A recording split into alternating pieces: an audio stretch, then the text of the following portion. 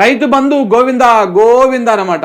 రైతు భరోసాలో అడ్డగోలు నిబంధనలు, పంట కోత చేతికొచ్చే సమయంలోనే డబ్బులు, విధి విధానాలు రూపొందిస్తున్న సర్కారు, 5 ఎకరాల లోపు వారికే రైతు భరోసా, ఖర్చు తగ్గించుకునే ఎత్తుగడ అని విమర్శలు. ఇప్పటికీ పూర్తిగాని యాసంగి రైతు బంధు పంపిణీ. ఈ రైతు బందే ఇయ్యలేని మోతేవార్లు రేపు రైతు భరోసా ఇస్తారా? చూడండి, ఎన్నికల ముందు రైతులకు అరచేతిలో వైకుంఠం చూపించిన కాంగ్రెస్ అధికారంలోకి వచ్చాక రిక్తహస్తం చూపిస్తున్నట్టుగా కనిపిస్తోంది. రైతు భరోసా మొదలు రైతు రుణమాఫీ దాకా అన్ని విషయాల్లోనూ తమను సర్కారు ఆగం చేసిందని అన్నదాతలు కన్నీరు పెడుతున్నారు. రుణమాఫీ జరగక బ్యాంకుల నుంచి నోటీసులు వస్తున్నాయి.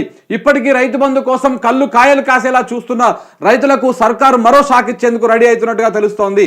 రైతు భరోసా డబ్బులు 5 ఎకరాల లోపు ఉన్నవారికే ఇవ్వాలని, అవి కూడా పంట వేసే సమయంలో కాకుండా పంట కోసే సమయంలో ఇవ్వాలని ప్లాన్ చేస్తున్నట్టుగా తెలుస్తోంది. దీంతో రైతులు మరింత ఆందోళన చెందుతా ఉన్నారు. ఎవరైనా ఆకలి అయినప్పుడే అన్నం పెట్టాలి. కడుపులో ఎప్పుడైతే ఆకలి అవుతుంటుందో, కడుపు ఎప్పుడు మాడుతుంటుందో అప్పుడే అన్నం పెడితే దానికి విలువ ఉంటుంది, పెట్టినోడికి పుణ్యం ఉంటుంది, తిన్నోడికి ఆకలి తీరుతుంది. ఈ రేవంత్ రెడ్డి సర్కార్ ఏంటంటే నువ్వు బతుకు నేను రేపో ఎల్లుండో తీసుకొచ్చి నీకు బిర్యానీ తీసుకొచ్చి పెడతా అన్నట్టుగానే ఉంది కథ. ఇప్పుడు ఆకలి అవుతుందిరా అయ్యా, ఇప్పుడు నేను చస్తున్నా అంటుంటే ఇప్పుడు ఎట్నోట బతుకు, నువ్వు జీవిగంజి ఏదో నీళ్ళు తాగో ఏదో తాగి బతుకు, నేను 2 రోజుల తర్వాత నీకు బిర్యానీ తీసుకొచ్చి పెడతా, పంచపక్ష పరవన్నాలు తీసుకొచ్చి నీకు పెడతా అని చెప్పేసి రేవంత్ రెడ్డి చెప్పినట్టుగానే ఉంది. ఇప్పుడు రైతు బంధు ఎప్పుడు ఇస్తారయ్యా?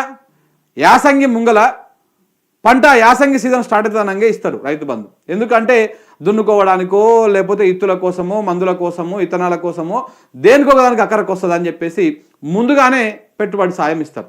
కానీ మన రేవంత్ రెడ్డి గారు ఏం చెప్తా ఉన్నారంటే, మేము పెట్టుబడి సాయం ఇట్లియము, రైతు బంధు గిట్లియము, పంట వేసినాక పంట కోసే సమయంలో ఇస్తాము, అప్పుడే మాకు మీరు ఎంత పంట వేసిరు ఏం వేసారని తెలుస్తుంది కాబట్టి అప్పుడే ఇస్తాము అని చెప్తా ఉన్నాడు.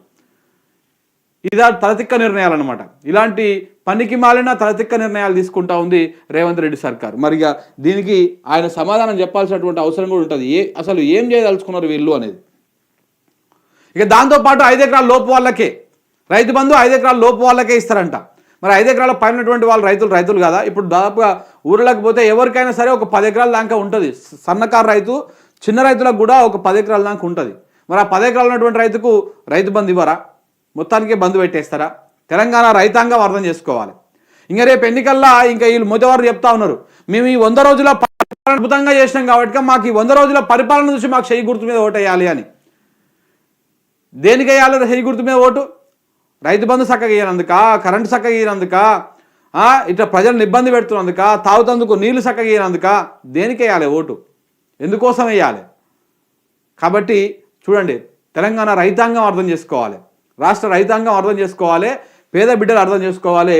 వీళ్ళు ఎంత దుర్మార్గంగా, ఇప్పుడు అంతకుముందు ప్రతి ఒక్కరికి రైతు భరోసా కేసీఆర్ 10,000 ఇస్తున్నాడు, నేను 15,000 ఇస్తా అని చెప్పేసి అందరికీ అని చెప్పిండు.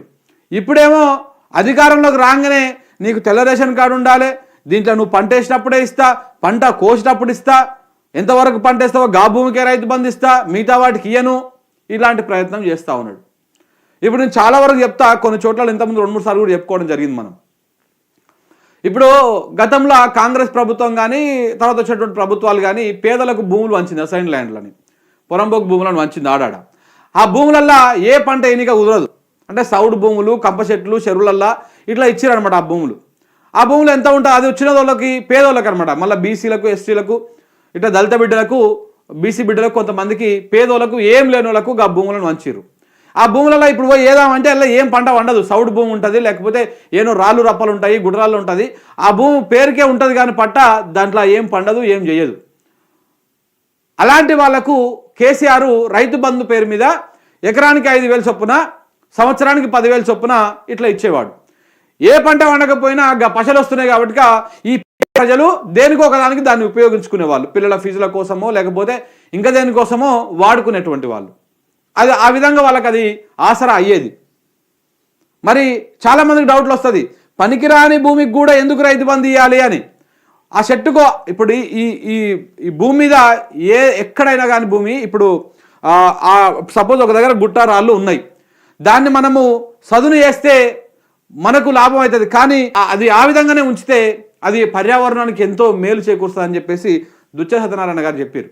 ఎందుకంటే నేను అడిగిన అప్పట్లో, సార్ మరి మీకు 70 ఎకరాలు ఉంది కదా, మీరు అల్ల ఏం పంట వేస్తారు కదా, మీకు రైతు బంధు వస్తుంది దేనికోసము, ఎందుకు మీకు రైతు బంధు అని చెప్పేసి నేను అడిగిన ఆయన, పెద్ద మనిషి మన నల్గొండ బిడ్డనే కాబట్టి 2-3 సార్లు కలిసినప్పుడు అడిగిన.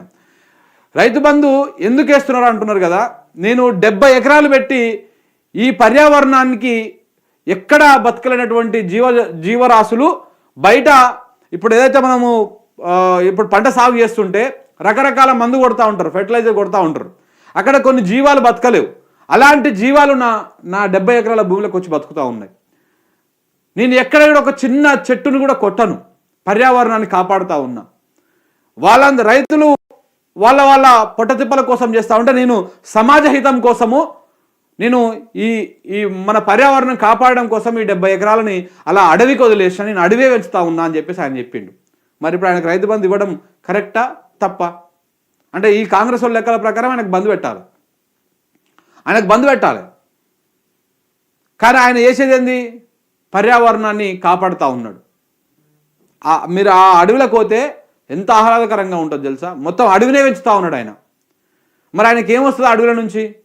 ఆ అడవుల నుంచి ఒక్క పండును కూడా అమ్ముకోడు, ఒక కట్టె ముక్కలను ఇరిగిపోయినటువంటి కట్టెలను కూడా అటు సైడ్ వచ్చే ఏమంటారు హోటల్ వాళ్ళు వచ్చినా కానీ వాళ్ళకి అమ్మడు.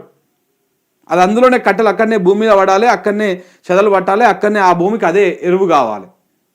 అంటే ఎక్కడ కూడా ఎలాంటి కెమికల్స్ వాడకుండా, ఏ విధంగా ఎలాంటి మందులు వాడకుండా భూమిని అలా సహజసిద్ధంగా ఉంచుతూ ఉన్నాడు. మరి అంత గొప్ప పని చేస్తున్నటువంటి వ్యక్తికి ఉన్నటువంటి భూమికి రైతు బంధు ఇవ్వడం కరెక్టా తప్ప? సో అలాగనే ఏదైతే మనము సాగు చేయలేమో ఆ భూమిలో కూడా పర్యావరణానికి అక్కడికి వచ్చేటువంటి భూమి ఉంటుంది. సో కాబట్టి దానికి రైతు బంధు ఇవ్వడం వల్ల ఇటు పేదలు బాగుపడతా ఉన్నారు, ఇటు పర్యావరణము మంచిగా ఉంటా ఉంటుంది. మరి ఇది బంధు పెట్టేటువంటి ప్రయత్నం చేస్తూ ఉన్నాడు మన రేవంత్ రెడ్డి. అంటే ఇదంతా అంటే కంప్లీట్గా మొత్తానికి ఖర్చును తగ్గించుకోవాలి. మొత్తం ఖర్చు తగ్గించుకొని ఎంతవరకు ఇవ్వాలి? సపోజ్ మొన్నటి దాకా ఒక 100 మందికి రైతు బంధు ఇచ్చాం అనుకో, ఇప్పుడు అలా 20 మందికో 30 మందికో ఇవ్వాలి, మిగతా 70 మందిని ఎగ్గొట్టాలి. ఆ 70 మందికి ఎగ్గొట్టాలి కాబట్టి ఇట్లా రకరకాల ఇలా కండిషన్స్ పెట్టి ఈ నిబంధనలు రూపొందించి దీన్ని చేసేటువంటి ప్రయత్నం చేస్తారు. ఇంకా రైతు బంధు వస్తుందా? రైతు బంధు వస్తుందా? నీకు 3 ఎకరాలు ఉన్నా సరే, 3 ఎకరాలు నువ్వు ఎకరం సాగు చేస్తే ఎకరానికే వస్తుంది, 3 ఎకరాలకు రాదు. గుర్తుపెట్టుకోండి, 5 ఎకరాల లోపు ఉన్నటువంటి అందరికి వస్తుంది కదా. రైతు భరోసా అట్లా రాదుగా. నీకు 3 ఎకరాలు అనుకో, 3 ఎకరాలు నువ్వు ఎంత సాగు చేస్తున్నావు ఈ సీజన్కి? ఎకరం చేస్తున్నావా, అర్ధ ఎకరం చేస్తున్నావా, 2 ఎకరాలు చేస్తున్నావా, లేకపోతే మొత్తం 3 ఎకరాలు చేస్తున్నావా? ఎంత సాగు చేస్తే గంతే పైసలు వస్తాయి. ఇక ఇప్పుడు చెప్పండి మీరు రైతాంగం, తెలంగాణ ప్రజలు ఇప్పుడు చెప్పాలి, మీరు రేవంత్ రెడ్డి కోటేస్తారా, కాంగ్రెస్ పార్టీ కోటేస్తారా లేదన్నది మీరే చెప్పాలి. ఇది రైతు బంధు కథ.